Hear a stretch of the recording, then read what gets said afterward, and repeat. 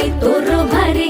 दिसते भारी गणपतीची स्वारी अन आला धादिस मामाच्या घरी मालवण चिपळूण सावंतवाडी माझ्या कोकण गावांचो दिमाग भारी दिसते भारी गणपतीची स्वारी माझ्या कोकणा वाटे तुम्ही वलवा गाडी धमाधमान हाका गाडी माझ्या कोकणचो रस्तो